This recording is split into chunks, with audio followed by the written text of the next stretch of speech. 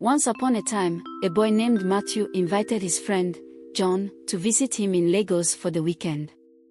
John, who had never been to Lagos before, was thrilled. He packed his bags, told his family about the trip, and set off on the long journey from his small village to the bustling city. Matthew had promised to show him around, take him to the beach, and let him experience the famous Lagos nightlife. John couldn't wait. When John arrived at the Lagos bus stop, he called Matthew to let him know he was there. The call rang out, but John wasn't worried. He figured Matthew was probably on his way.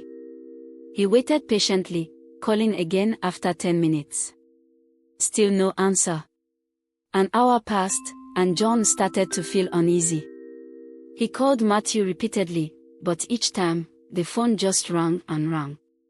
The sun was scorching, and the bus stop was crowded and noisy.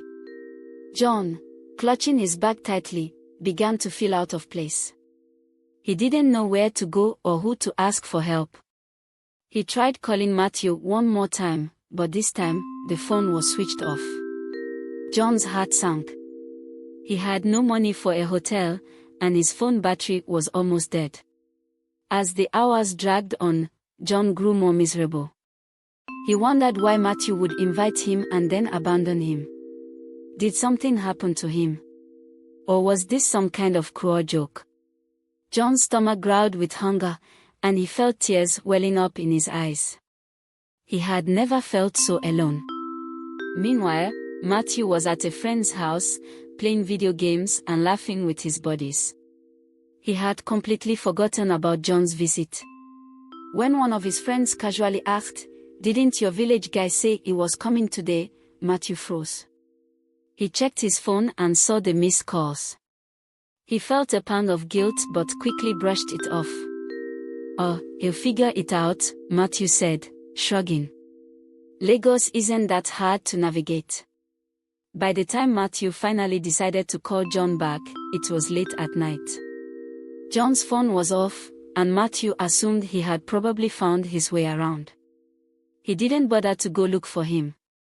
John, on the other hand, spent the night at the bus stop, too scared to wander the unfamiliar city. The next morning, he used the last of his money to buy a ticket back home.